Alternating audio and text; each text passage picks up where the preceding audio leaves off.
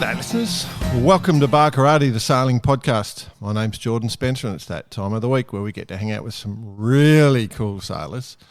But of course I have to share the microphone with my two idiot mates. So first off, let's bring in Mr. Brett Perry. Greetings, Exalted One. BP. G'day all, how are you? Yep, excellent. Good, better to see you, mate. That's all I've got. Okay, all right, let's bring in the other bloke. He had a voice that could make a wolverine purr. Mr. Nick Bice. You know how to keep an audience, BP. There's no doubt about it.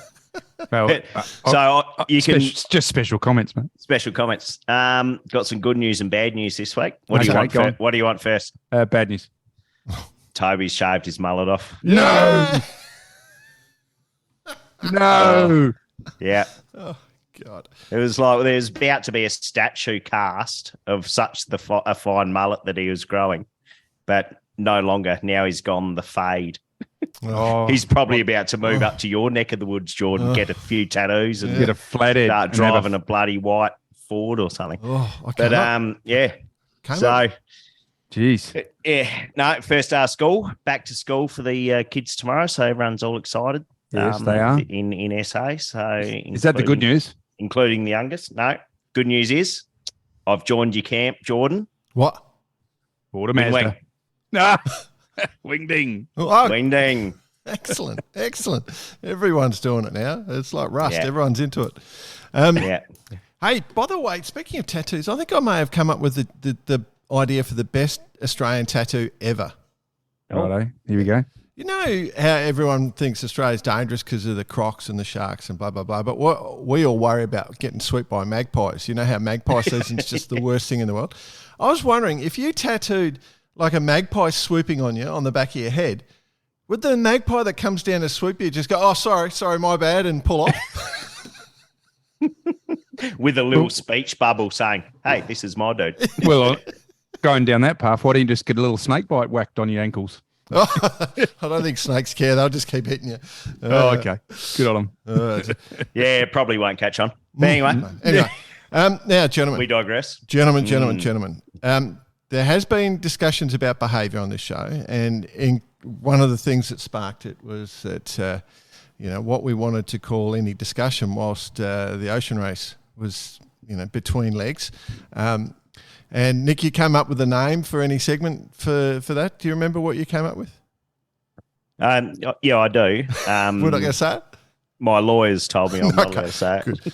Yes. So one of the things that that has sparked is, of course, that one of our all-time favourite people in the world of sailing, and is the only person that we can she can just calm us right down, settle us down. She has the power that With an eye roll. she I has haven't the even power. sworn yet.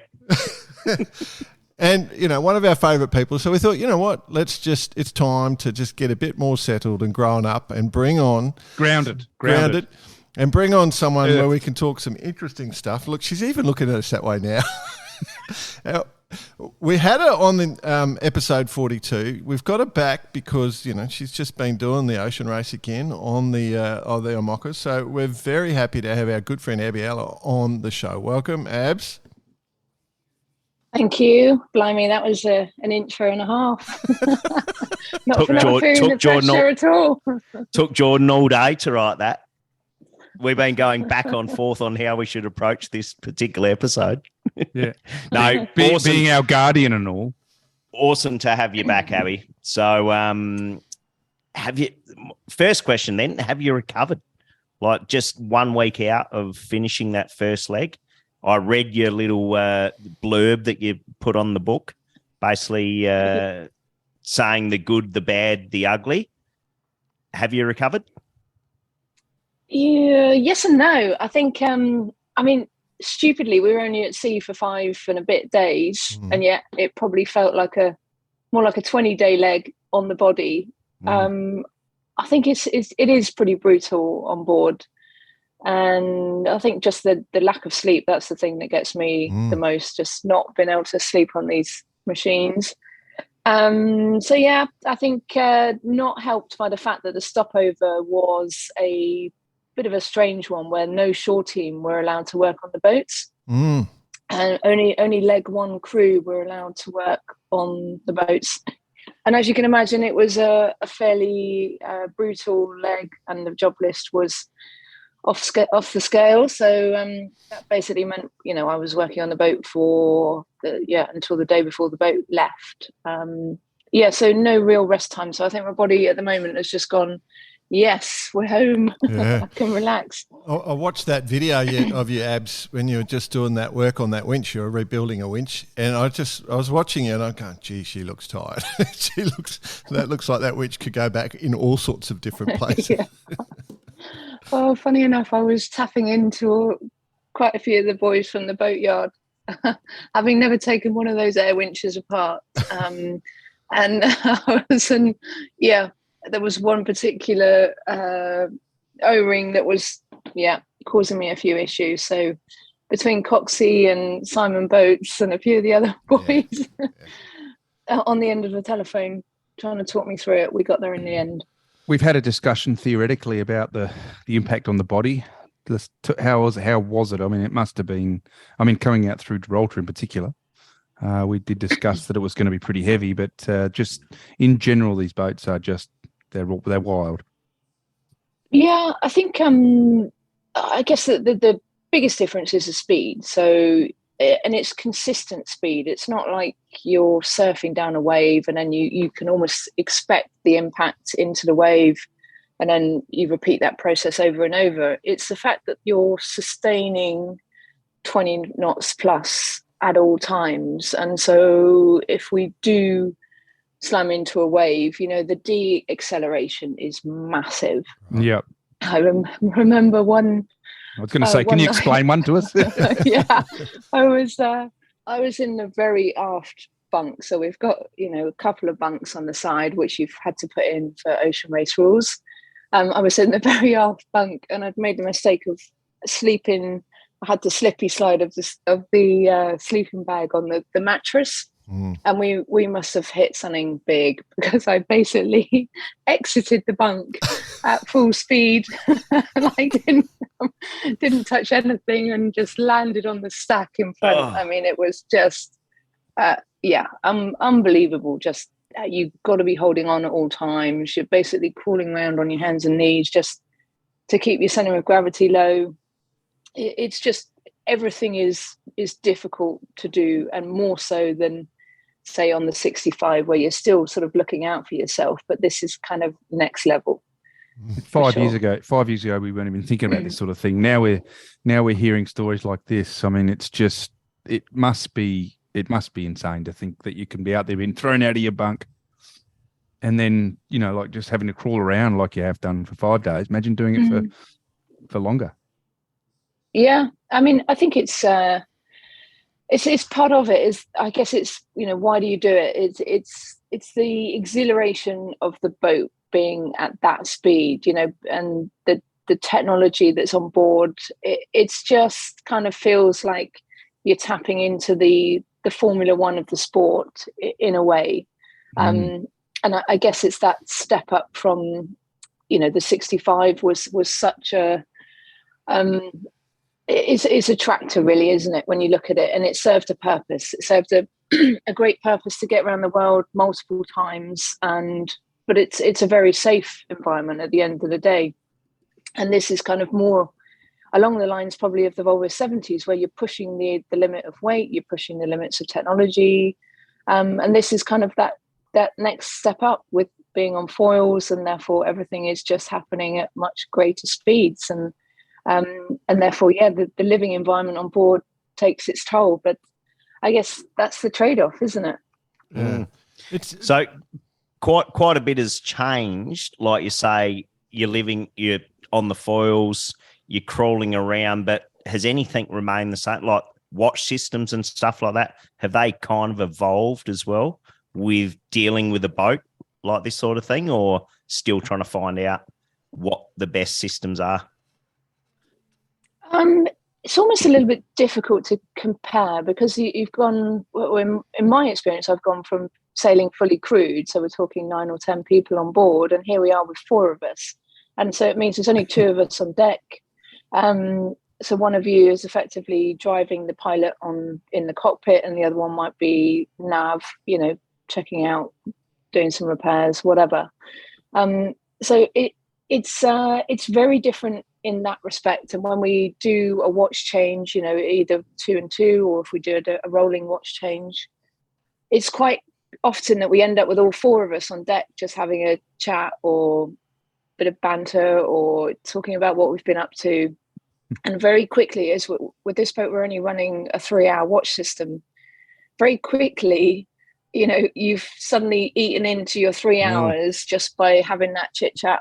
And I think that was one of the things we took away from leg 1, is the importance of getting people down and getting them rested, because, with 4 of you, we shouldn't ever all be on deck unless we're really needing to do a peel or something like that. Just the whole.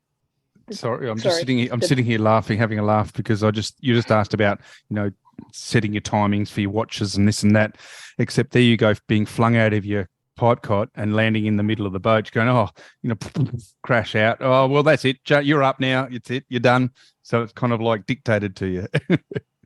Yeah. I mean, there was definitely times where I just couldn't sleep. I mean, the motion of the boat is so extreme that I just cannot relax myself enough to be able to go to sleep. And I think maybe over time you get to the point where you're just so tired your body just doesn't care.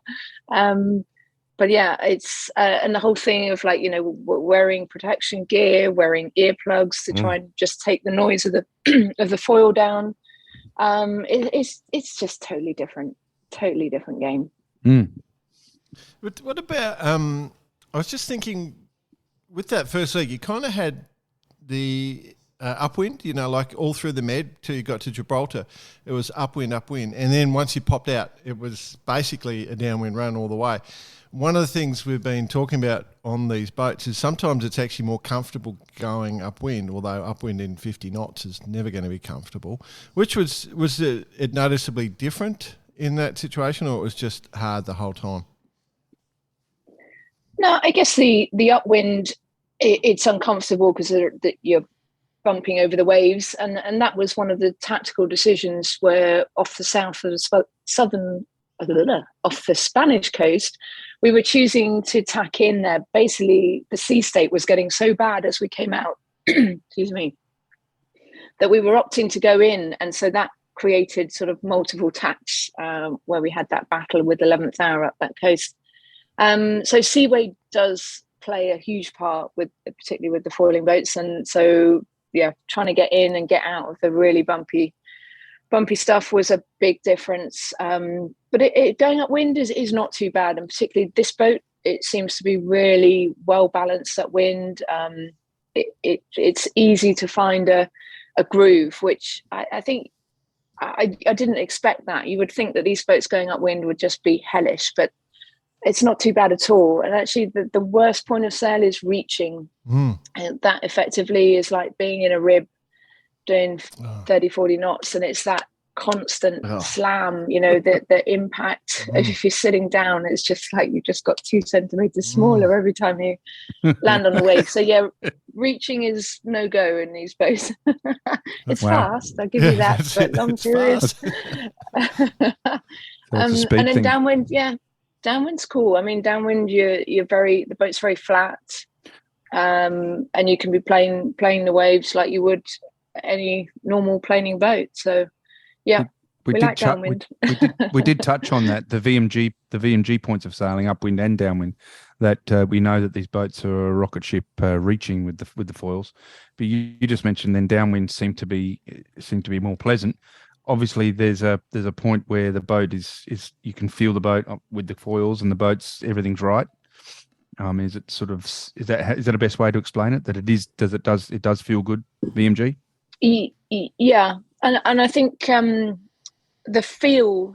Just talking about that, I found it really difficult to feel what we would normally feel on a sailing boat. Just the fact that you can feel the breeze on your face, you can see the horizon, and you don't have those sensations. So you kind of, the feel is looking at a set of instruments. But having done a bit more time now on the boat, I can definitely say that I'm getting feel, but from different inputs. So this might sound very strange, but when you're sat in the cockpit and you look aft, you get your horizon, you get a sense of speed, and you get a sense of rudder in terms of, how much rudder is being used.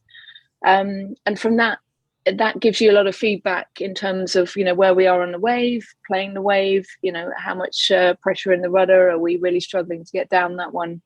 And that gives you the input to then sort of be able to drive the boat, which feels really completely backwards compared to what we would normally be doing. But yeah, it's different where you're getting those sensations from. But yeah, you can definitely feel when the boat is feeling good, and when it's really struggling just to get down those waves, and it's usually a trim related thing, as it would be on any boat. But it's probably just a little bit harder to finite those tweaks in the main or tweaks in the front sail, just because you don't have so much visibility as you would on a normal boat.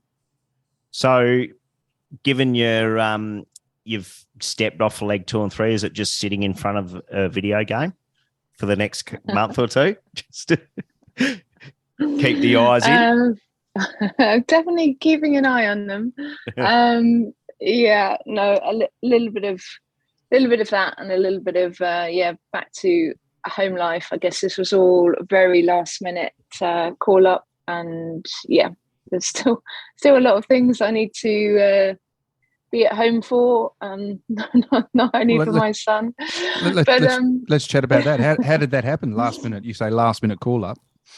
Did you get a phone call? And well, basically an out of the blue message came from Kevin. That was late October, and this is for a race starting in January. He was like, do you want to come and do a trial? And I was like, well, sure, let's do it. So I ended up doing a delivery back from the Route de Rhum race, which was into Guadeloupe. So I came back from Guadeloupe to Alicante on the boat, which was kind of a 2-week delivery. Wasn't a lot of good things on the delivery. The weather was pretty awful, and a lot of reaching, which was, as I said earlier, was probably the worst time on this boat. So I got into Alicante, or actually no, I texted Kevin about halfway through. I said, there's no bloody way I'm doing the Southern Ocean. Maybe he liked that response. I said, you guys are absolutely crackers. No way. It was just shitty as hell. And then I got ashore, and he basically said, well, okay, what about some other legs? And I was like, oh, damn it, I hadn't really thought that one through. I thought I was going home. And I had a great offer from one of the 65s to go and sail with Patan with Poland. Yeah. And so I thought, that's the easy option. A great bunch of people, a boat I know. And so I was like, oh shit, what and we chatted about the legs, and what about this one, what about that one? And he is just such a positive person. He is so enthusiastic, and you just cannot say no. And I think I couldn't say no, because I like the challenge. And I think the fact that I hadn't really sailed the boat with the racing crew, it had only been the delivery crew, I kind of just thought, let's do it. I want to know what it's like to race on these boats with, and let's see what we can do. So here we are. Indeed. All right. With is it because of that late notice, or that you're not doing the next couple of legs, or is it there was a plan to sort of share the role? There was always a plan to share. I think all of the teams have got two girls on the teams to meet the rules, so that you've always got one girl ready to go. And the same with the guys. They've got crews on standby.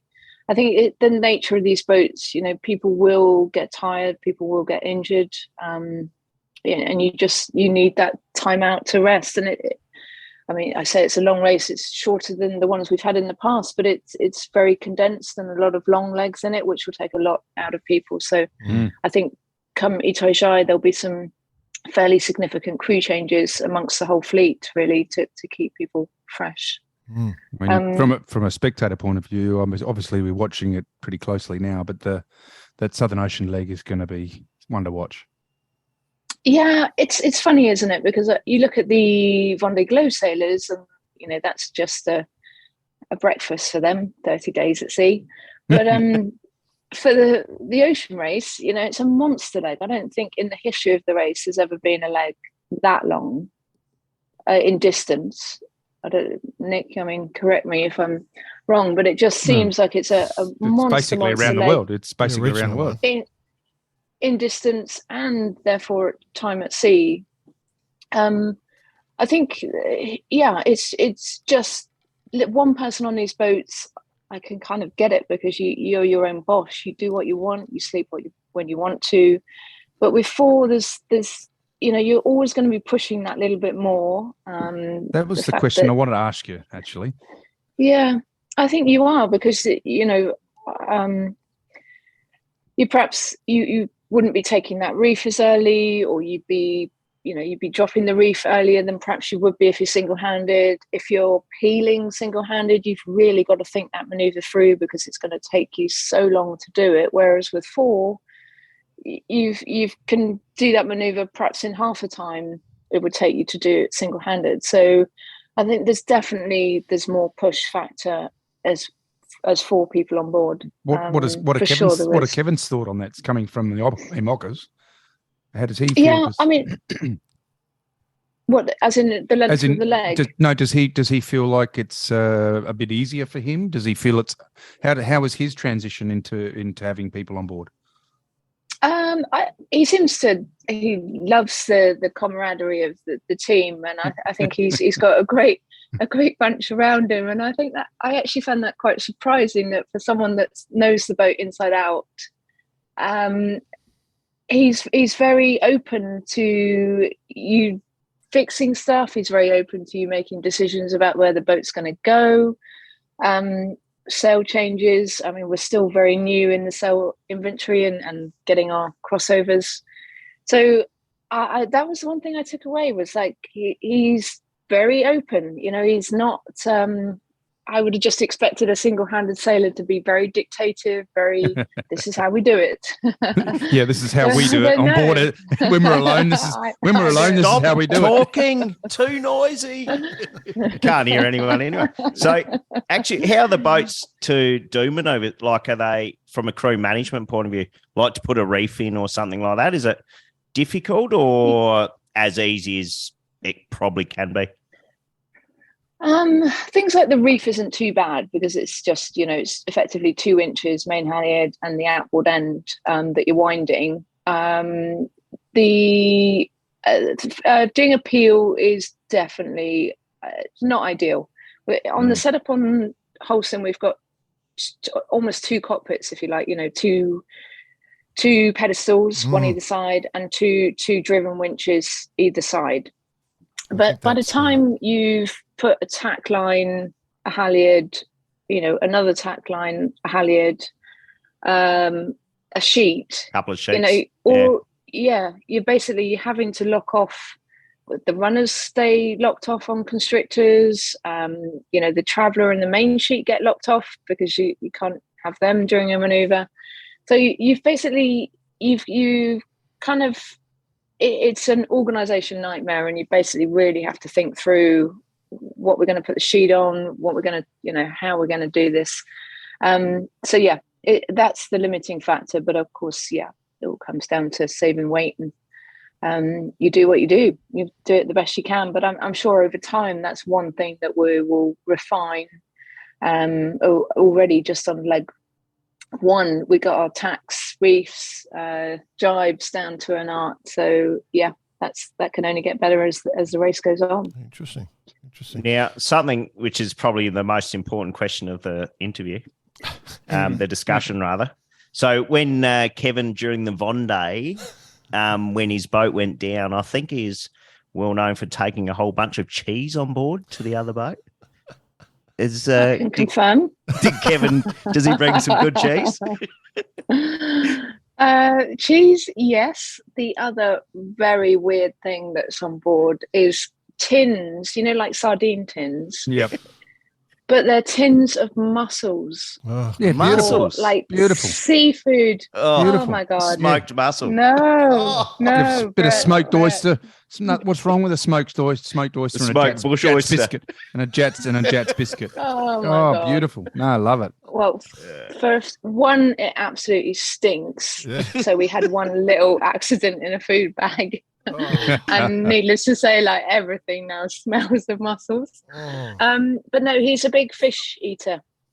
And I guess it's a great protein source. So I'll give him that. Yeah, but yeah. no, it's pretty, Yeah. there's a lot of fish and a lot of cheese. The Rob Greenhouses go for a beef jerky. Kevin goes for his smoked oyster. Mussel. Mussels. Pepe Rebebs whacks a ham on, leg up the mast. Yeah, Exactly. exactly. God. Yeah. Stories, eh? The stories. Well, that's So, good. Hang on. Well, so we've just burned a whole bunch of blokes with their different sort of idiosyncrasies. What's yours, Abs?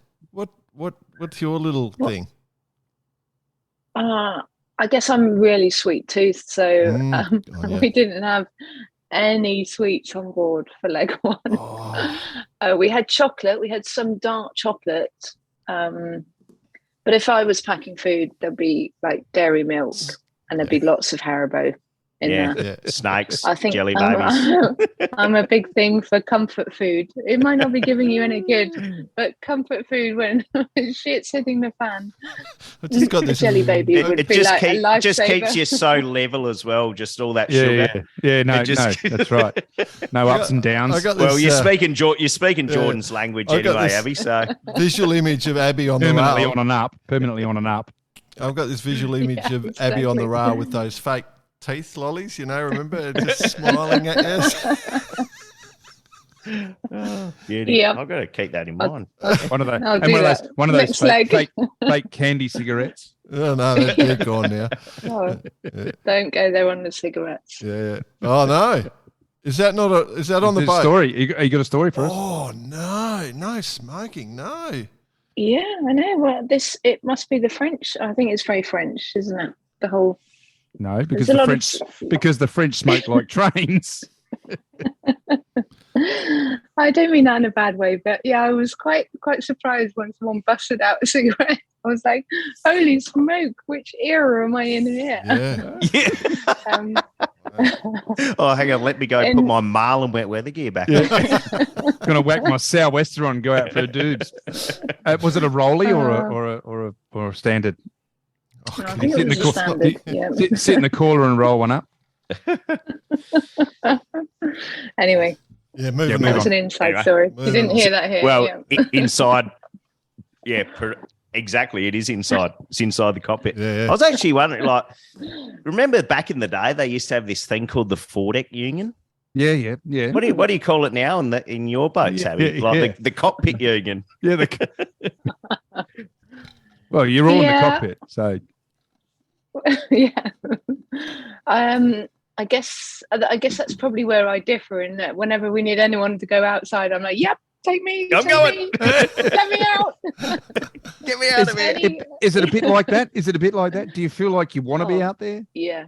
Yep. I mean, I'm not to the extent that I'm hating uncomfortable. it in the cockpit. Yeah. It's a nice cockpit. There's a lot of airflow. I hear on some of the boats that it feels really claustrophobic, and that's what's nice about this cockpit. It's all white. It's very wide, and the way we have the slanted coach roof, and it kind of the way we've got an open window at the back, it does create a lot of back eddies and fresh air coming in, which is great. But I guess for me, I'm just trying to fulfill my inner sailor of I would like to get wet and windy and feel like you've actually wrestled with some sails or so. Yeah. Do you get Anytime a you need chance it. to go out and sort of stand out there and have a little bit of a breather? Oh, for sure. Yeah. Every time she's Something like sorry. that. So every time she's on the bird. Every time she rolls one up and goes out. Just jokes. But no, to be honest, like a lot of the time, yeah, I was you going to say the can't point get is you want to get outside. out. You want to. Okay, yeah, that's my point. Exactly. I mean, if you put your head above the parapet, you're like one of those dogs with the with the cheeks waggling, with their head out the car window. Ears flapping. Yeah, exactly. As soon as the boat's doing over, 12, 13 knots, it feels fast. It just your parents so far forward, and it just feels fast. But yeah, as soon as we're into a maneuver, and I'm like, yep, I'm out of there. You need someone on the bow, or putting a reef in. We still need someone at the mast to reconnect the cunniam. So yeah, I'm in. But I mean, slowing the boat down, we can slow the boat down to sort of 10, 12 knots when you're doing maneuver. But oh my God, it still feels pretty quick. Yeah. Full on swimming around up there on the foredeck, wrestling sails. The interesting thing though, like in my mind, the way I'm sort of visualizing it, on the 65s, you come on watch, you've got to get all your base layers on, all your mid layers on, then your top layers in the hood, everything, I feel like on these things, you just sort of, I wake up, got my t-shirt on, I'm good. I'm straight in the cockpit. Is it like that or? I think there's the two schools of thought. You can definitely do that for sure. And I would say probably the more, between myself and Sam Goodchild, we were kind of more the bow team. And Tom LePage and Kevin were more nav orientated. And I would say the more nav orientated tend to be more the shorts and t-shirt gang. And those that potentially have to go out. I'm ready and waiting. I'm ready to go. Ready and waiting. Will you please make a maneuver? Love it. Hey. I mean, most of the time we're all in our wet weather pants. I think just, you're sitting down a lot. The seats are wet. So you kind of you want to keep your ass dry.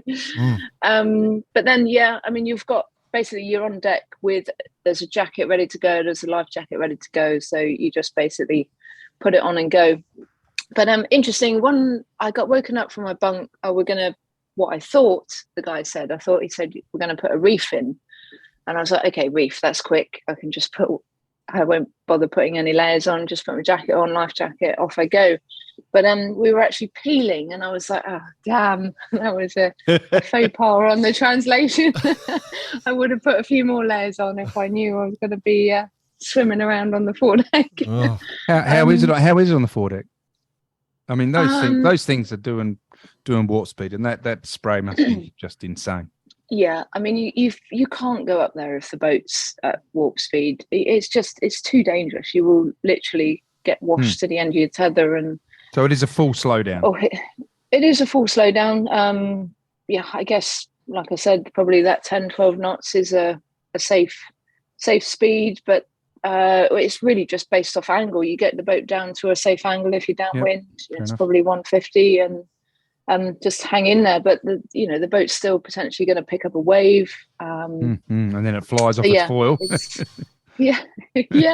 So you've definitely got to have your wits about you. And I think compared to the 65, where you've got a bit higher freeboard, and you know that there's someone at the helm looking out for you, whereas this is like someone might not be pressing the buttons as we're about to submarine down the wave. So we had an episode a little while back about naming the autopilot. Have you got a name for yours? No, we haven't. You have to work on that when you get back on the next leg. Exactly. No, but the only thing I've named is the Kevin's onboard girlfriend, who is the most depressing character you could ever meet. Oh my God. This is the alarm lady. Go, Vitey. And the alarm lady. How long does it take to blow her up? Come on, mate. Man, if I had a gun on the delivery, I would have shot her about 4 times. She chirps in whenever she feels like she needs to let you know that there's something overloaded or something's not working. Okay, I know where you're going here. Which generally happens to be quite often. So she goes, alarm, GPS malfunction, alarm, GPS malfunction.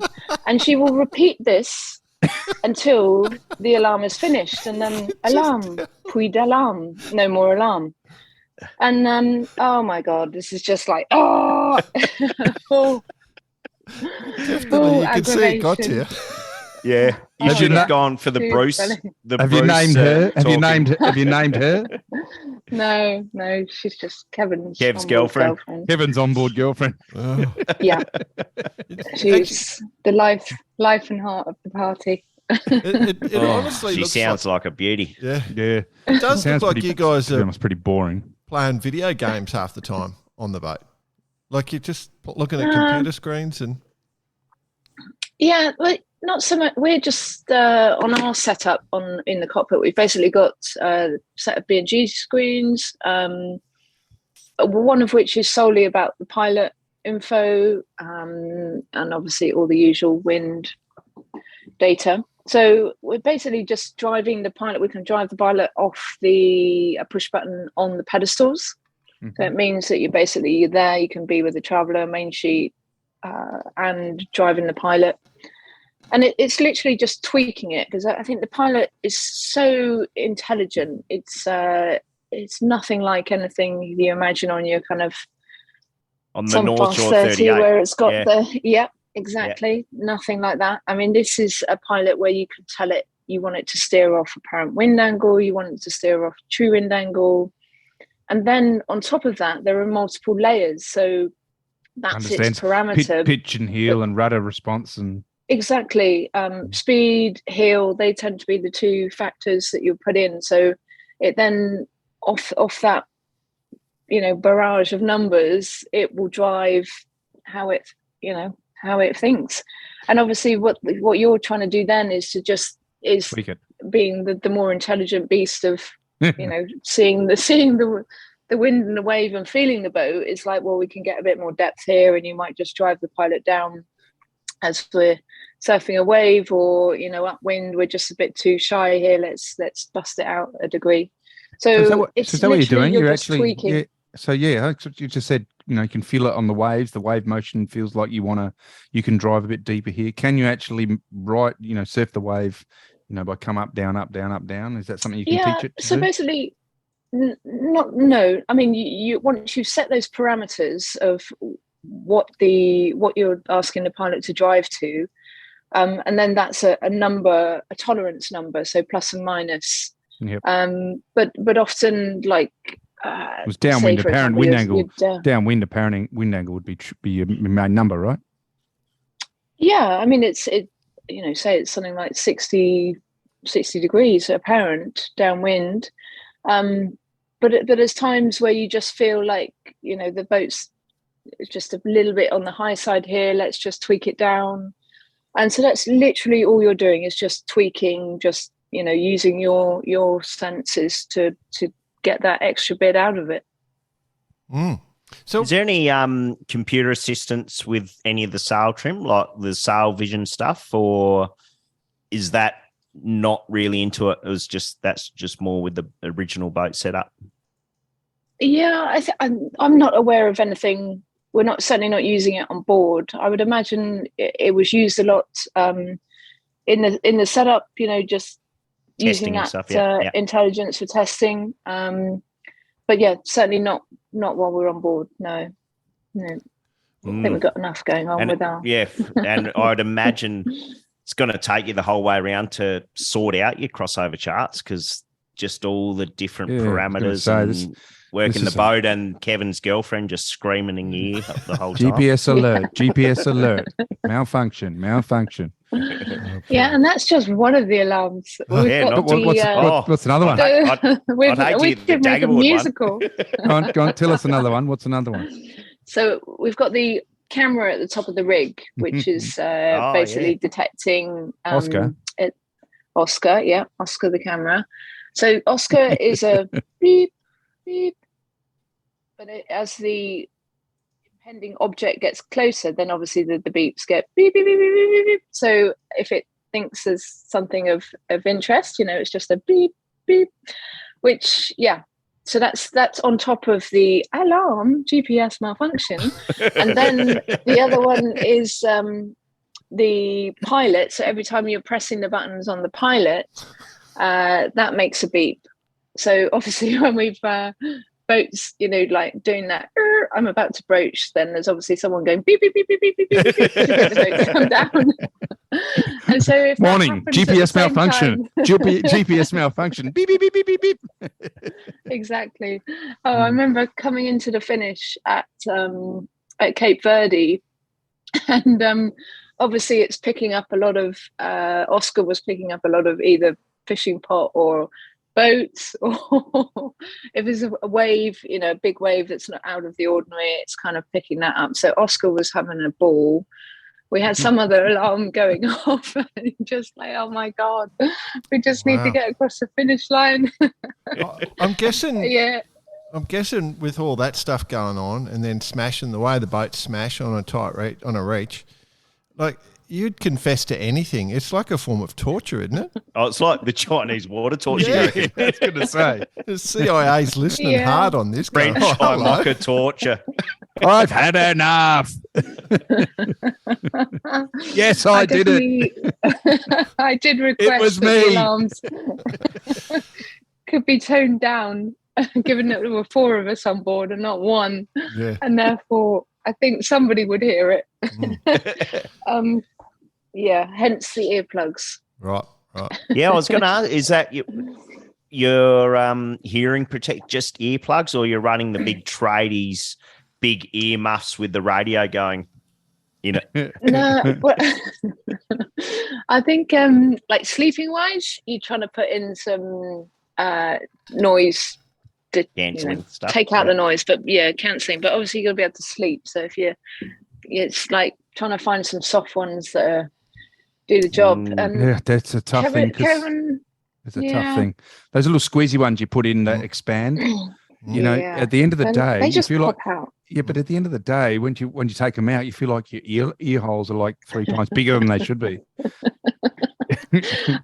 Kevin's got some that I think just take out like 30 dB of sound. So just with the constant noise of the foil whirring away, he wears them, and he came up on we were on watch together, and he came up wearing them. I was like, okay, is my company that good? Yeah, it's going to be a good watch.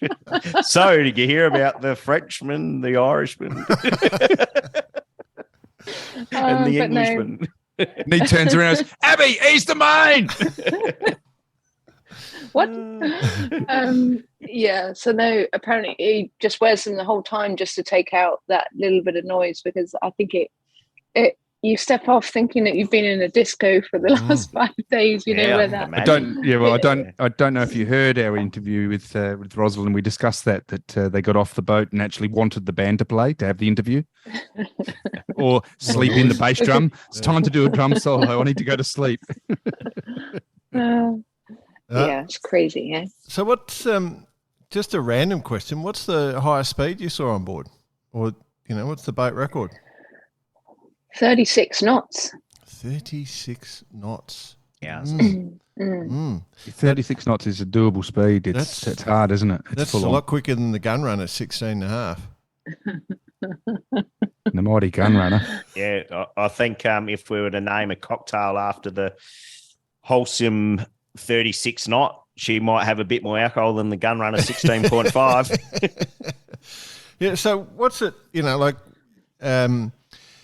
are you, when you look at the footage and stuff, you can see you guys, particularly on the run, once you got outside Gibraltar, you were sitting 29, 30, or is it the flat water that gets you? Like when you're hitting those numbers, you're down a wave, or do you prefer the flat water for that? No, I mean, flat water, definitely, because it just means that the boat can, the foil will work. Yeah. It's much more stable. As soon as you're in a swell, then there's always the risk that you're nose diving, and then obviously boat pops up and off it goes again. So it's a lot more what's the word? It's not smooth as soon as you're in a swell. And I think it's a huge thing when it is in a swell. Do you feel it if it is going down the front of one? Does it feel like it's pulling you down? When it hits the one in front of you, or does it just the bow? Yeah, the bow then pulls it up. Yeah, eventually it will pop out. But it's just that and obviously you're adjusting your foil rake to try and get over these waves and less nosy, and you're adjusting your trim accordingly to try and prevent this nose diving. Full time. You're full time doing that. You're full time doing that. Yeah.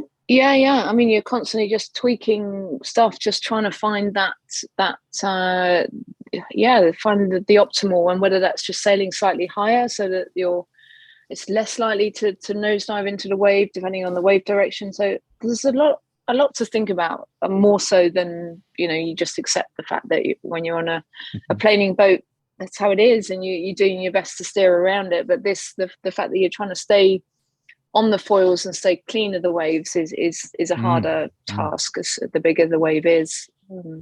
What's the rule with the sails? Like, I was watching the start at Cabo Verde, and some are flying kites and some are on the zeros and stuff, and I'm going like, is there a limit on what you've got? Is that, I haven't read the rules this time around. I assume there's only a certain number of sails you can take on board. Yeah, so there's a max limit over the course of the race, which is 11, and you can only take 7 on board a leg. And so this was a kind of a difficult one, because it was effectively leg 1 and 2 are counted as one. We weren't allowed to make any changes in Cape Verde. So obviously those that have opted to take spinnakers, I think we saw that at the start with Biotherm and Gio, have obviously done great, because we're VMG light air running on this leg. But whether that was, whether they suffered on leg 1, just not having their big Jenicas, which was effectively what we did that whole leg on our J0 once we got out of the Strait. So I guess it will. Okay. I'm sure that they're losing out now by not having a spinnaker, but once they're through the doldrums and reaching, again, I don't see the need for that spinnaker. So it's a very short-lived gain, I think, in the bigger picture. But there is a sail choice, and obviously the Fros and J0s are obviously the sails of choice, and they've come in different sizes. So you could have 2 Fros, that one's slightly smaller, one's slightly bigger, and the same with the Js. Overlapping zeros, there's different sizes and shapes within that sail. So quite a big inventory to pick out of, and a hard choice to make. Yeah. Hey, Abs, is there a genuine concern about the strength of the rigs, or that's a bit more of a myth now? Or does Kevin's girlfriend just keep reminding you anyway? She's definitely on the reminder. But I think there's certain things that you can and can't do with these rigs. So the rig is one design now, and I guess it's come on a lot from where it's been at in previous years. So things like, if you've got a masthead 0 up, you must have the J3 up as well, as to help the rig, and that there are certain parameters, obviously that at times when you would potentially could break the rig, but they're very slim, and I think they are well up for the job, and it's just managing the sail inventory, managing the loads accordingly, like you would with any rig. So no, definitely up for the job. It's just managing your loading. Yep. Boat management. Which is, exactly. And that's sometimes easier said than done. Like I said, when you're peeling and you've got to get the deflector off, you've got the runners already locked off. So there's a lot of things to do on a peel. And you're on the bow in a jacket. On the bow and no jacket with no longs. No? Bad call, hey? Bad call. Can't believe a woman of your experience and you did that. One of the things I was pumped up about with this, like when we get to watch the Vendée, we don't get much footage off the boats. But obviously with the ocean race and the packages we've got, and the fact that you've got an onboard reporter, I think you've got a Kiwi chick, Georgia Schofield, is that right? Yep. Yeah, she's on for this. Yeah, for this leg. Yeah. So I was just going to say, it must be, the drone skills of catching and flying drones on these things must be insane. You know, like the target landing zone is like a tiny little window. You know, like is 2 fingers. Yeah, 2 fingers. Yeah. Yeah, In our case, probably 3 because the other 2 are gone. It's got to be the worst, the hardest job. Yeah, I did. I hadn't really appreciated that on the Vendée they don't have that. You know, it all comes off basically what the sailors send, and not from the professional sense of an onboard reporter. But I did wonder, like, how they are going to fill the content of particularly that Southern Ocean leg of 30 plus days sat inside your cockpit. I mean, I think they've got the worst job on the boat to be able to think up different ideas, you know, and the fact you've got 4 crew and they're not, you know, they're generally operating in a very small area. Hard job. So and in terms of the drone, we did fly the drone a couple of times on leg 1, and the takeoff is fine. The landing definitely a little bit high tariff, but we've got a massive sort of handle on the bottom of our drone. So it makes it a lot easier for catching the drone. The grab handle safely. The grab handle. Yes. I reckon when the media person starts talking to Kevin's girlfriend in a one-on-one basis, you know, things are going a bit tough. No, that's definitely time to start having some serious... starts interviewing Kev's girlfriend. So how are you going? GPS malfunction. It could be limited. Oh dear, that could be fun. Or every time you go over a wave and you've loaded the J2, you know, on the upwind stuff, you know, you'd be slamming over the wave, and of course the J2, which is acting as your forestay, overloads at that point of wave. Alarm, J2. Alarm, J2. No more alarms. Oh my God. it Anyway, is no more alarms. Yeah, but I like the way she says no more alarms. Yeah, no more alarms. Yeah, every time she finishes, it's always so. When the alarm's gone, no more alarm. Finishes. Alarm, puis d'alarm. I've got an idea for you. I've got an idea for your onboard reporter and an idea for you, Abs.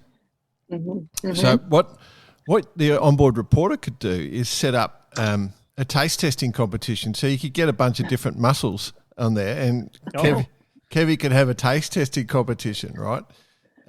Okay. And then from different parts of the world. Yeah, exactly.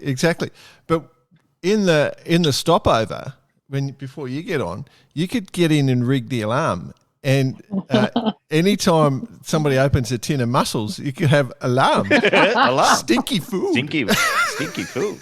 Stinky fish. We know the people that can get this done for you. I think I should. I might try and change it for a nice raunchy male voice as well. Oh. See how that goes. Like Bitey's. Yeah, I probably wouldn't go that far. I've done a few interviews, but just whose voice would you like, and whose voice wouldn't you like? I don't know. Yeah. I'm just thinking the shock from being a female to male voice on board would be like, whoa. Yeah, that would be. Yeah, I don't know how Kevin would handle that. Put it this way, John. Yeah. There's 2 of those voices, and they're both on this podcast right now.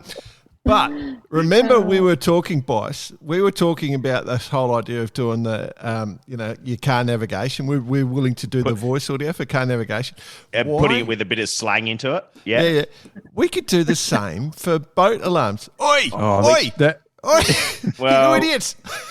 It would depend who it is. For Sam and Abby, for example, would have to, throw in the odd geezer here and there or something like that. But depending on the audience, of course.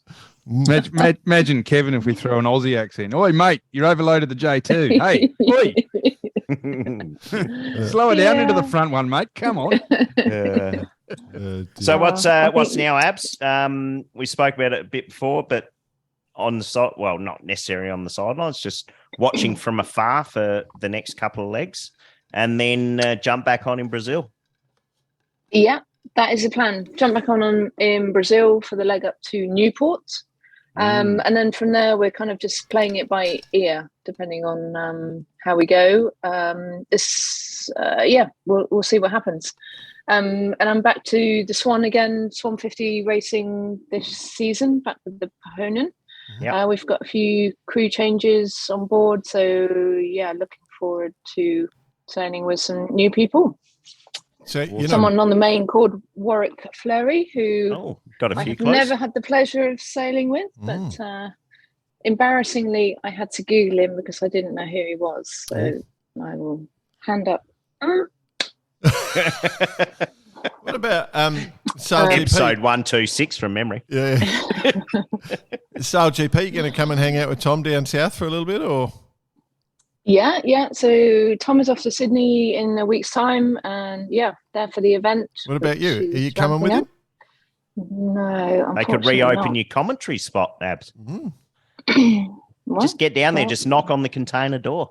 I'm here. Yeah, exactly. Brought my own headphones. Yeah. I'm good. I'm up for it. Totally up for it.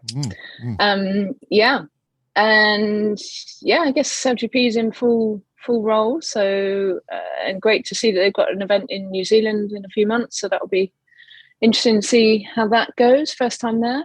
If the airport becomes gets rid of water.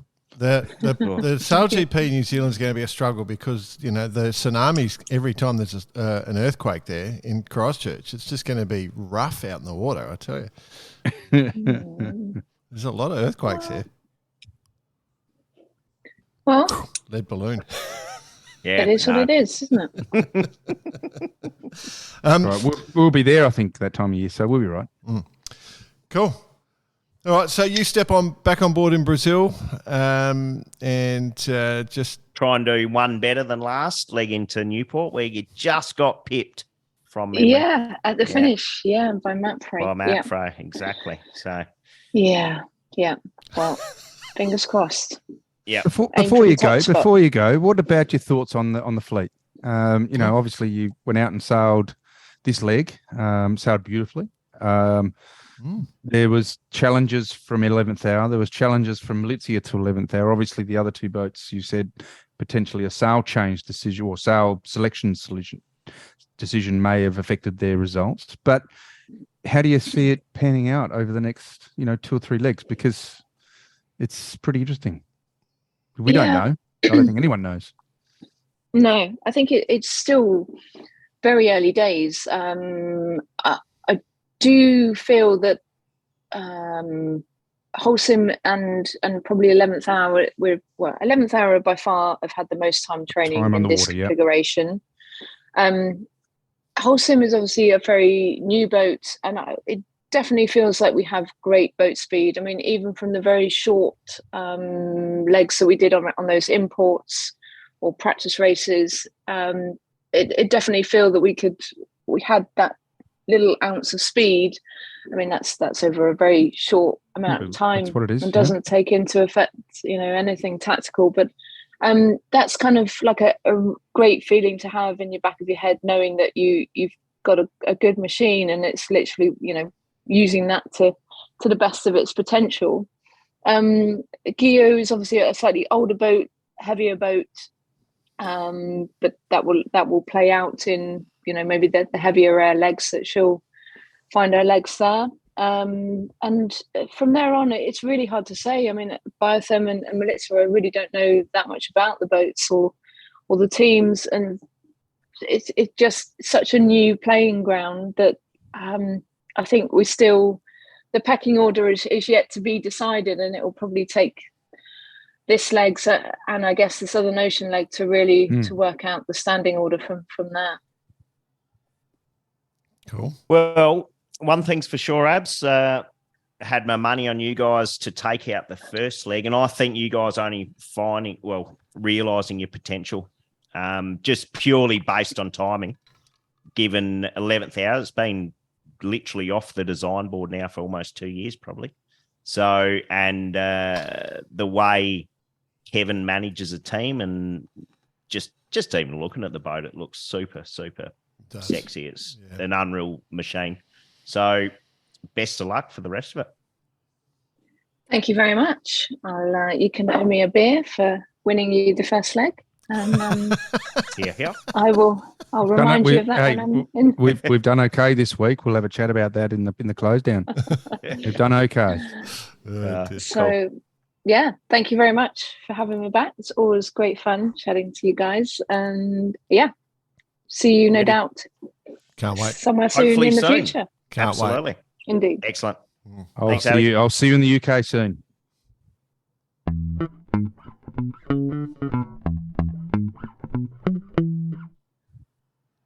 Like you say, you don't know whether you want to be there or not. No, I'm the same. I hear you. Ooh. I'd love to give it a go. But if you've got 30 days left, only 30 days. How left. good to get the fifth leg of Bar Karate back on, Abby Ehler. So only a couple of eye rolls. She's good. She's a good person, Abs. I love just hanging out with her. Oh, she's clearly on the boat for a good reason, and that is she knows how to make a boat go. She knows how to get that team environment going more as well, which is something super cool. So it's great. Best of luck to the rest of those guys. And speaking of which, how is the race going? Well, yeah, we'll speak to it coming up. Yep. We'll just get on with a bit of the formalities first, shall we? All right then. Okay. All right. Well, in other news, we'll just talk about club events. So I just wanted to mention tomorrow, I think it is, the Auckland Anniversary Day Regatta, which is celebrating the founding of the Auckland province. And it's one of the world's single biggest one-day sailing regattas. It took... Where is it? At the Auckland airport. Runway 2. Sorry, Kiwis. Sorry. Takes place 183 years after the first one back in 1840. So all sorts of things will be out there: tall ships, gaff riggers, sloops, racing boats, multi-hulls, everything, sailing dingoes, even the twiddlers are part of it. So get the twiddlers in there. Yeah. So that's going to be a big one. So just keep your eye out if you're in New Zealand. In Auckland. The other one I wanted to just mention was that the 18 Australian champs are on at the moment. And they do live stream that, so you can just jump on onto the 18footers. The YouTube, or just go to 18 Footers Sailing League and you'll be away. And what else? There is, I know. Well, the Ronson Regatta. Yep. Has been on. Run and won. But another massive regatta at the McRae Yacht Club. Got plenty of buddies down there, and people that took part. So another successful one to McRae. So well done to that team, especially our good mate Steve. Didn't they have the 470 Nationals as part of that as well? I believe that is the case, my friend. Yeah. Having a little... Yeah. I've got I'm just looking at some results. Looks like Nia Jerwood and Connor Nicholas won that, so the West Australian team. Sophie Jackson and Angus Higgins in second place. Sophie McIntosh. So Sophie's are important. My nephew. And then Harrison Chapman from Gosford, the top three there. So that's the 470s. Cool. And then I think it was a bit of some of the other, so A-class flying, they had an IQ foil in that fleet. Yeah. But Dave Brewer took that out with a pretty impressive scorecard. Slight discretion in race 4 with a second. So it's a bit not too good. And then there's a mix of a few different cats and a lot of cats, all the way from mosquitoes, taipans, paper tigers, arrows. So, a whole bunch. B14s, tasers, very popular in that neck of the woods. And the Weta. Yes, AM. Mandatory. Absolutely. Right. Hey, all right, we'll move on. So good luck to everyone that's doing all this. There's so many regattas. We've got so much to get through. It's massive. It's massive. But we do have to discuss the Jackaloid Listener of the Week. Have you guys got any nominations? Because I've got the winner.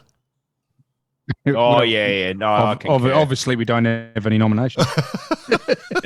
No, I concur with this one. Yeah. Jordan. Hit it. Go for it. Okay. From the bit of an email in throughout the week. It is pretty good. So Doug Stewart, well done, Doug, may or may not get a pack. Emphasis on the may not. Long-time listener, first-time caller. I was very excited to learn about We Find Your Boat, but I hope Icy isn't relying on it for dollar because I'm not sure I can vouch for the results as attached. He's put on a whole bunch of pictures here, and so I think he searched us, and he's got, for you, Bicey, he's come up with a VX1, you in your triathlon days in front of a boat, and then you underneath a broken down Land Rover. So I don't know how that comes up on We Find Your Boat. What else is there? There's all sorts of bogan toys. Okay. Let's have a look at the one that he made for you. No, let's go into BP. No, that's all right, BP. BP. So we've got... you've got you in front of the wing, your rotating wing. K8. The K8. Oh, yeah. The X2, and it looks like a scene from Deliverance, BP. That's on the geese, on the Peugeot. Yeah, it's the Deliverance and then a whole bunch of outboard motors, mate. So I don't know what you searched under, but I just seen what he got seen from the photo. And shall we not talk about yours, Jordan Spencer? No, yeah. All right, here we go. Just opening it up now. We've got Jordan Spencer just pictured out the front of your place with your favourite hat, favourite visor on. Yeah. A bit of 505 sailing, and then a few massive heads on Easter Island. So well done there. That's pretty good. But he says, despite the algorithm not picking you guys for windsurfers, it would be good to see you have a crack at the upcoming Worlds as promised to listeners. There's been recent development with the hosting still to remain in Perth, but now across the river at the south of Perth Yacht Club. Sounds like some secret pro news behind that change, but I'll leave it there. Me and my idiot mates are now finding ourselves tempted to join the event, and at least we can be fairly certain that the Frio Doctor will allow us to take full advantage of our ample writing moment, even as we have no idea what we're doing otherwise. A Baccarati appearance will make that what is sure to be a fantastic regatta just that much sweeter. At the very least, send beer. P.S. We lost the patio at the Centreboard Clubhouse to a storm, so a high-quality folding arm awning sponsorship won't go astray. He's just throwing everything at us. That was ambeta.com.au. Absolutely, friends and family discount coming your way. Yeah. I love it. So, yeah. And we must go special mention as also to Brad Cawthorne, who wrote in. I was going to come back to Brad. Okay. We'll hold on, Brad, because I wanted to stand by, Brad. Because we just talked about windsurfers. So the Wally Nationals have just been on at Lake Catharaba. Hardest results sheet to find in the world. Like all of them. They've got a link published on Facebook, but it takes you to no access allowed thing. So anyway. So what did you do? You had to drive there and get the results yourself. Come pick them up. Oh, I must. I've said it before, and I'm going to say it again. I'm going to say it would again. Be great for all sailing media. There's a lot of people that are doing photos out there. Actually, just give a little link to the results. That's a good idea. It's not hard. Yeah. I did it all week with the 5.0s, made it simple. The reverse curse has struck. With the what? With the 5.0s? 505. The 5.05. Yeah, we'll come back to that. Reverse curse has struck. Congratulations to Sarah Kenny. We forecasted it before the event, winning the women's. There you go. So for all those knockers out there about the reverse curse snowdy, it's true. It happens. It just doesn't matter how many people we've interviewed. Tommy Burden. Oh, yeah, we'll get to that. Abby Ehler. Yep. William Grimshaw won the light. Timmy Lally at the medium. Michael Lancy there. Oh, Timmy. Heavy. And, and super heavy James Grunfelder. Excellent. Grundy. Brittany Schutop on the cruises. So, yeah, congratulations. Schutop. There you go. On the cruises. The cruises. Now, I did receive a note late last night from a good friend of the show and myself one Anthony Mitten. Oh, He's at the National site. This is the event to be part of. Oh, I reckon. Now, he's been to a few events in his time. Yeah. Yep. No, and I think we've heard it before, but this is a great thing to get part of. And yeah, we need to do something about this. I think we do. Awesome. Okay. So, Righto. Okay. Now, before we go further,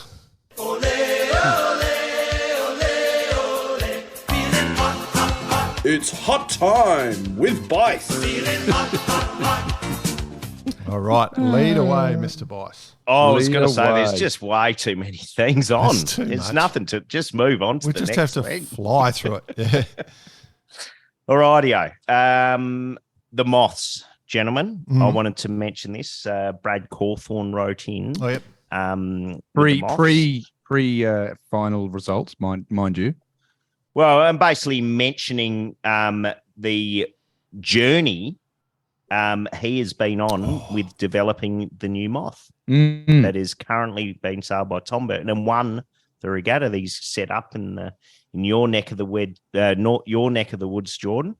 Oh. They've got 8 or 10 boats out there, plenty on order, and we've said it before. These boats, they are kind of. It's almost like watching the evolvement of the IMOCAs, you know. Yeah, like they're just morphing, getting better, faster, next step, who's going to be there. But good on those guys for taking something on, which I'd imagine. And we're talking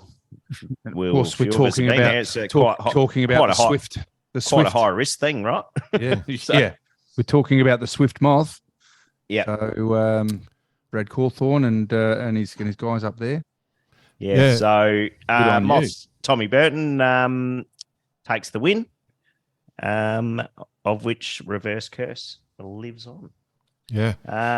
So it's a bit of a homegrown story, that one.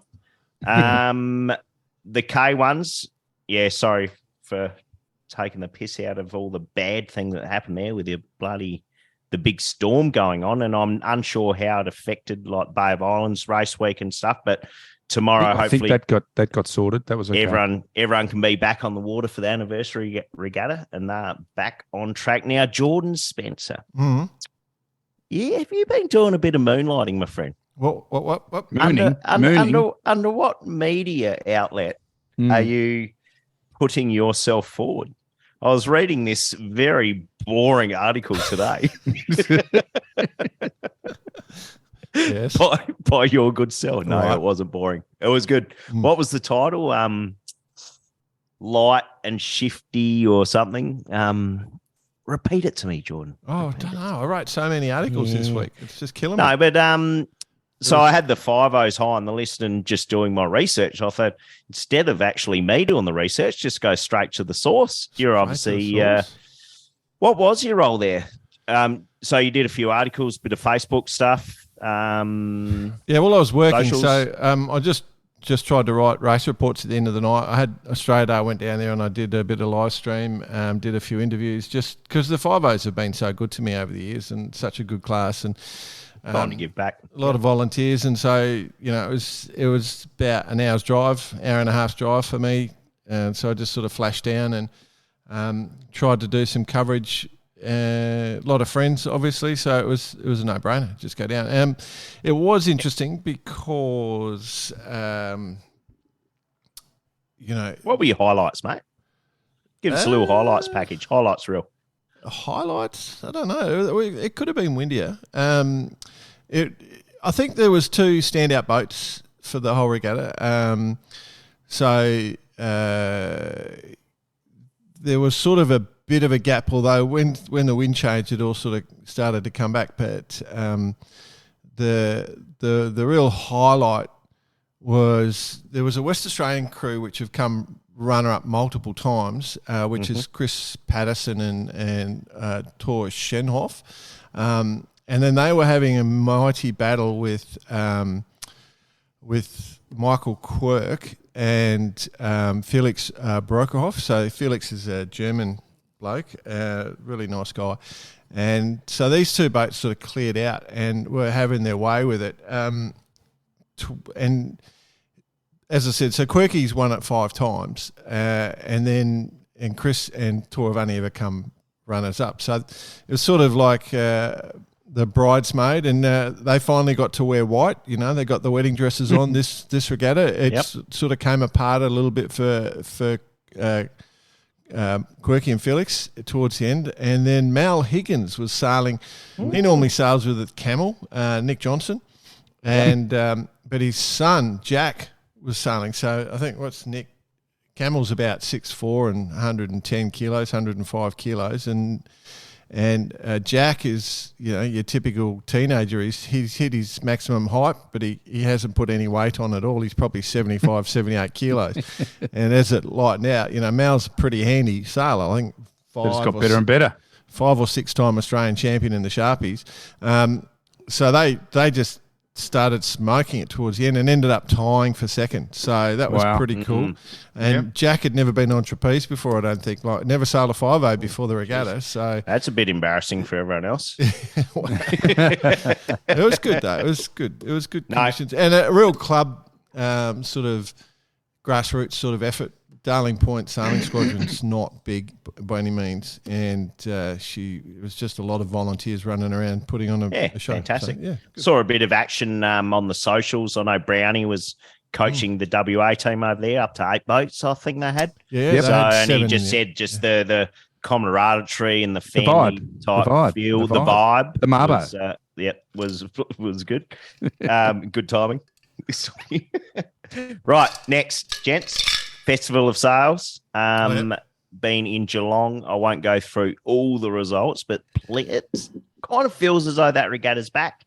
It's not as though it went away, but it just felt it didn't have its zen that it did, but it definitely did in this case. Zen took out IRC. And how's this? For the best Australian name for a boat, second in IRC 0. The Cockwomble. The Cockwomble. Righto. So that was, and the other one worth mentioning, Linksy took out the Mildred's 24 Nationals, which was good on him. there. On you, Linksy. You should get him on the show. You know, they had a slight discretion in race 2. They had a second. The rest were all picket fences. And whilst I'm here, just a quick mention to the Cruising Yacht Club South Australia youth team that went over in the Vic Sailing League. Second first under 22s and second overall. So well done. Them. Good future. Yep. Bloody good. Coming up. Next on my list here, guys, and we missed it a couple of weeks ago. I was just going back through my notes, but there's a bit of a saga in the US a few weeks back with the J105 Nationals. Yes, with the lifelines. Yeah, so a former champion, the way I read it, I might be completely wrong, but someone correct me. A couple of weeks ago, a former champion got caught meddling with another opponent's boat and doing something with their lifelines. I don't know what that was and where this is going, but or where it went. But what I do know is old mate has copped a bit of a ban. Yeah. So the way he got done was that it was at St. Francis Yacht Club, and they had, you know, St. Francis got the best of everything, and so their cameras were on the dock, like that. They had footage of the guy climbing on board and doing it. So Rule 69 protest, and misconduct allegations. What are you doing? Are you tightening lifelines, loosening them, cutting them? No, that's weird, isn't it? Yeah, it is weird. It could have been just a bit of drunken silliness, but you know, highly likely. Yeah, but because they do a good Long Island iced tea over there too. They do the best. All right, that's all from me, boys. Oh, well done. Oh, really? So while you're in the States, we've got to mention the DN Worlds. Oh, the ice boating. And I wanted to try and follow this, so because, you know, I know all three of us are into this. Like we would definitely 100% turn up if we had boats for the DM Worlds, and some random Aussie did. Some random Aussie was there competing, had not sailed. Random Aussie. I didn't know who it was. I saw him on the camera, but I had no idea. We need to speak to that bloke. Yeah. He just had to tuck his little kangaroo tail up just in front of his junk. So if it ever came to grief, I was going to say, where do you put your tail? The funny thing is, like, they have their helmets. An extra rudder at the back or something. We've shared a video on our Facebook page. There was a Harkin did a video. These guys on their helmets have got like a bit of string comes down part below their chin, and then it has a pulley swinging on it. And then so they've got a helmet pulley.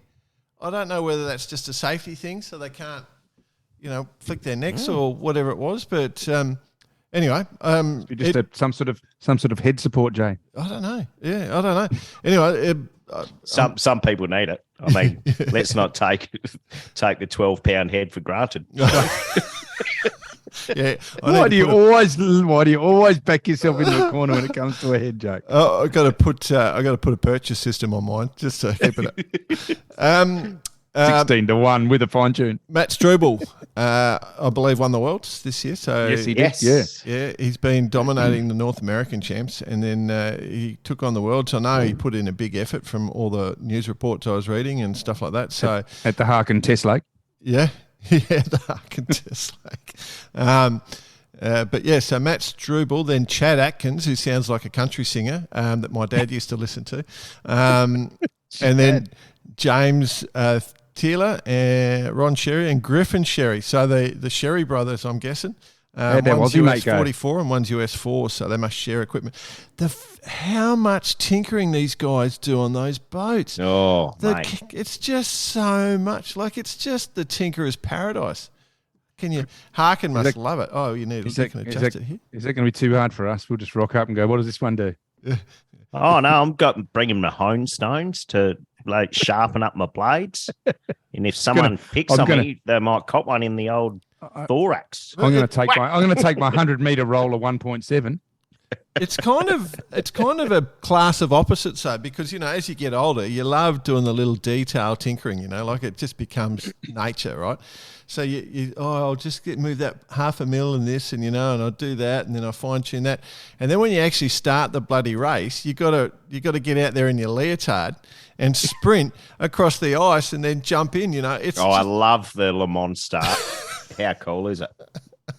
How cool is it? I think the timing of the jump in would be absolutely critical, just to make sure nothing goes astray. Exactly. You know who we should send over from the Aussies to compete? He'll come last. Matt Shervington. Bubsy. Imagine Bubsy in a lycra suit. I think Bice is onto the Matt Shervington one. I get you. And I got one other thing that I think we have to bring up. It's pretty critical. There's a couple of discussion points, but the Finn Gold Cup is currently underway. Mm-hmm.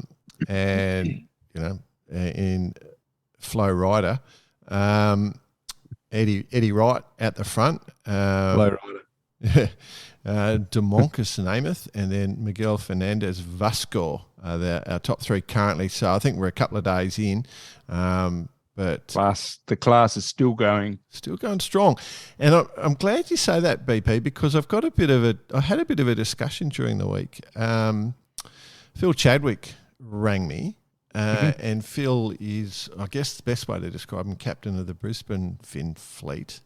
And they've been doing some thinking because they wanted to try and keep youth coming in. And I just thought I'd tell everyone about this because they're digging deep here. So if you want to have a go and do the fins, most of them have a spare boat, as you do. And so they're happy to lend them out. But what they're going to do for under 30s, they're going to make it so your maximum entry fee is $50 for any major event. And I think there's a membership thing, so keep that to 50. So you're basically saving about $450. Where is this? Sorry, where is this? If you want to sell fins, right? They're in Australia. In Australia. Yeah. Australia-wide. Yeah, and then what they're doing is if the Silver Cup's coming up in Lake Garda, I think, June or July, I think, from memory, and genuinely from memory. instance. Off the top of your head. So the Silver Cup's the under 23 Worlds. So if you are the top placed under 23 at the Nationals, they're going to pitch in. So what they're going to do is they're allowing about $6,500, and they're going to get they're trying to get 65 members to drop $100 each, and send the under 23 over to do the Silver Cup. And that if they can get more money than that, they'll send multiple people. They want to try and Get behind it, Australians. Yeah, they want to get the youth into their class, like they say they sit. Phil's just going, there are all these big guys sailing around in lasers and they should be over with us, like they're not going to make it in the laser. They're too big, but they're perfect for the fin class. And so they just wanted to try and do that, once you're a fin sailor, always a fin sailor. It's kind of what I've noticed. So, yeah. Give it a go. Yeah. Well, how do we get in touch with them then? They're online on the Fin Association. Yeah, just the webpage or their Facebook page. RQ will know, right? Hey? Yeah. The Yacht Club will know. Yeah, RQ will know. They've got their own little site at RQ. So yeah, they're definitely having a go, which is great. So bloody awesome. Yeah. Now we've got a couple more worth mentioning. Yep. The OKs, Interdominions. The OKs, very good, very worth. A great name for a class of boat. What do you reckon you should call it? The awesome. Yeah, okay. Oh no, we'll just call it okay. Yeah, just the mediocre. Is it a good boat? Medium boat? No, it's okay. Mate, what a titles they had. They had a ball. I was with a couple of them last night, and I can say that they had a great time. That is a class that's booming, if not the world, definitely in Australia. Taken out by Nick by Sailboat, NB Sail Sport, Rob McMillan, who is still giving lessons as a sailor. Yeah. Unbelievable. Just a quick mention here to Grumpy, Brent Williams, president of the Adelaide Sailing Club. Came in a very, very credible sixth. So nice. Shout out to Brent. Bloody fantastic effort. Good work. 61 boats. So you don't get much better than that, my friend. You cannot complain with 61 boats on a start line anywhere in the world right now. And to the OK class, I promised I'd give him a bit of a plug. So there you go. We've done it. Done. And something else is the Wasps. Wasps. Yes, the Wasps. West Oz. In Western Australia. 40 boats. And they've had a fantastic, been keeping up to date with the FSR Industries, sending out all the photos from good mate Jordo. They do some good videos, because all the boys from it's a really cool little setup they got going on there, and I think they deserve mention for sure.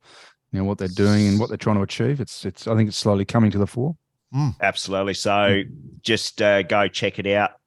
Just search Wazsp on any of the socials, and but Connell Green took it out. Lewis Tilley, Kaizo Tomashima third. Kaizo doesn't need an O added to his name. No, Kaizo. What about Kaizoe? What do we know? What's going on with the Cape Torrio? Have we got any info on that? The Cape Torrio, again, a result that's almost fallen through the gaps. But hold my friends. Watch the power of NBN. Surfing stuff. I wish. Stand by. Waiting. Stand by. It's making that noise. Loading now. You idiots. Ever done the Cape Torrio? No. I did the Cape to Bahia back on the Rambler. Going to say Morning Glory days. You're still with the Morning Glory program, aren't you, boss? Yeah, yep. Still with it. You're probably getting a bit too old.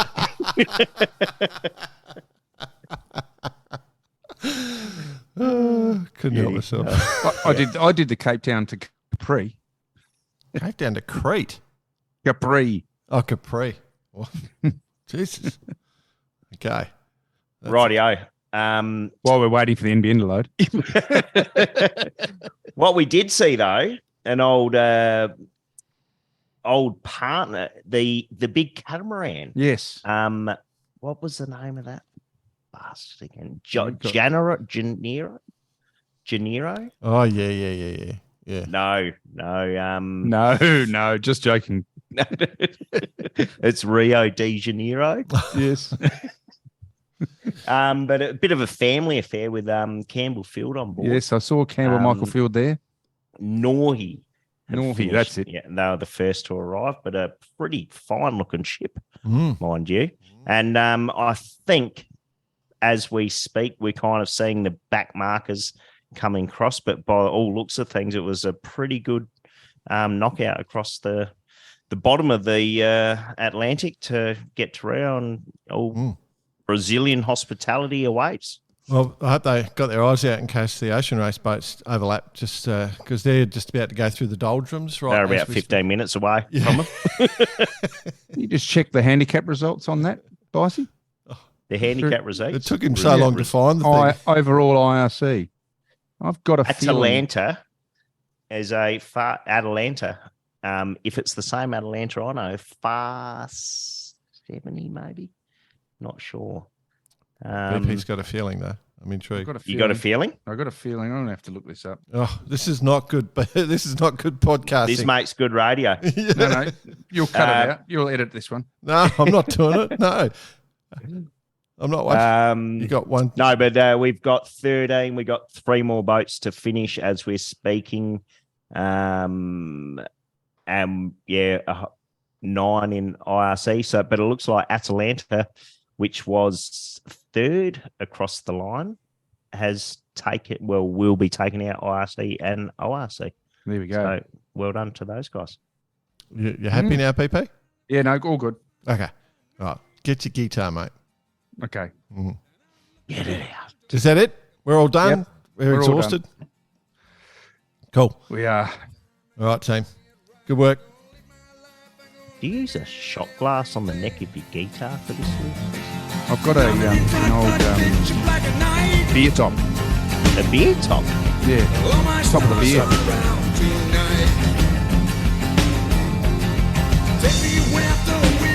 See everyone. Thanks for listening. Have a great day. Bye-bye.